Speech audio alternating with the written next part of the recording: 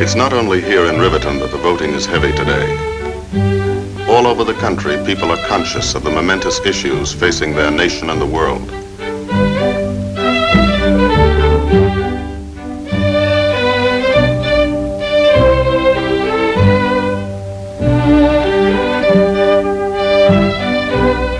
This is their way of expressing their conviction of how and by whom these issues should be met.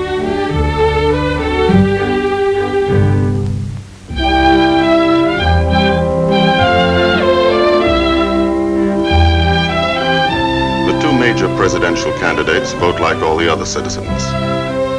One of them in New York City describes himself as a lawyer. The other, up in the country where his home is, gives his occupation as farmer. For those who cannot come to the polls, an absentee ballot is provided, and the voting is supervised by the local notary. This is the same kind of ballot that in this wartime election is sent to members of the armed forces at home and abroad.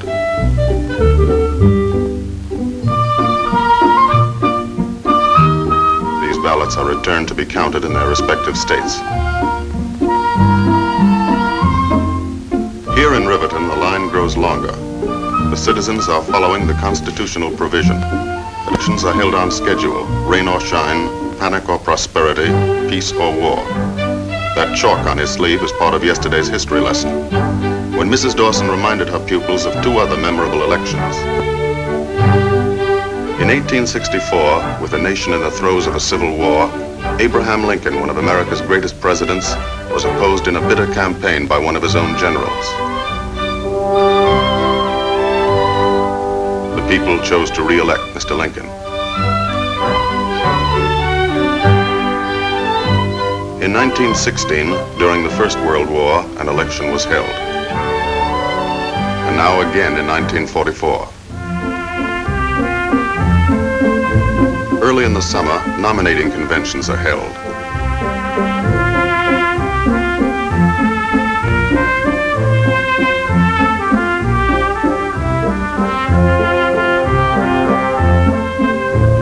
At these traditionally noisy political jamborees, the chosen delegates of each major party meet to select a candidate for the presidency and the vice presidency of the United States.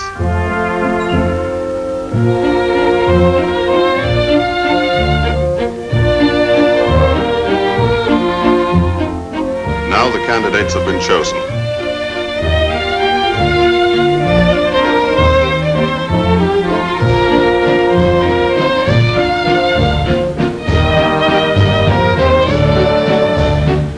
The campaign is on, from president to local sheriff. For 3 months, all through the late summer and fall, wherever people come together, issues and men are discussed and argued about.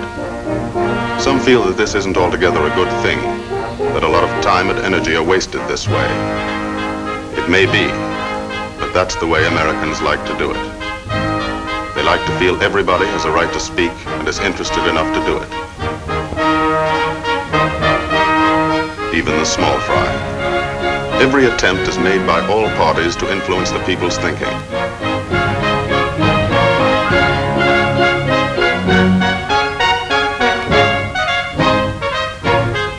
All over the country, week after week, 140 million citizens take part in the great debate.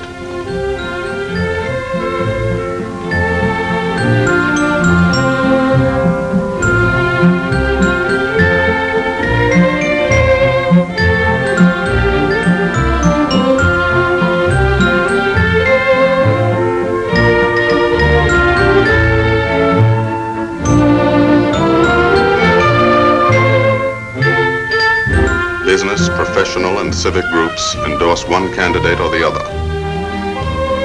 For the first time in American history, organized labor takes an active part in the campaign.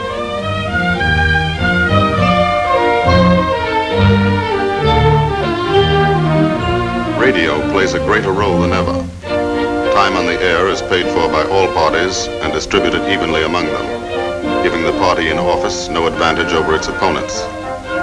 It is estimated that in the last days of the 1944 campaign, 70 million Americans heard the speeches of the various candidates.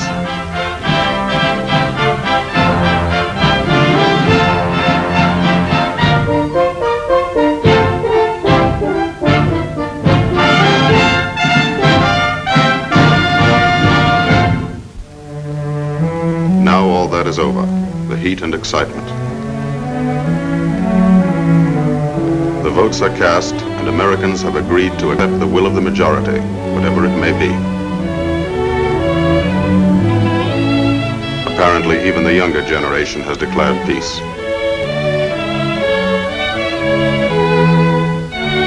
Now the election board begins its last duty, the counting of the votes. The figures are checked and double-checked.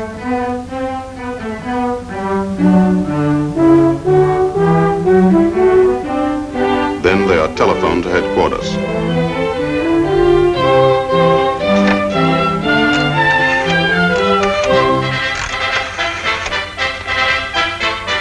Hello? This is Mrs. Dawson, 7th Precinct. Ready to report. From coast to coast, precinct by precinct, city by city, state by state, the results are recorded.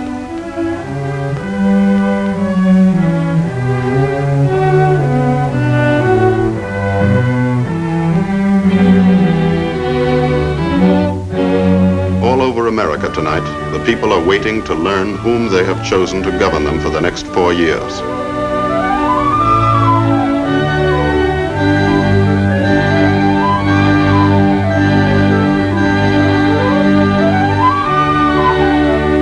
Towards midnight, the final results are announced.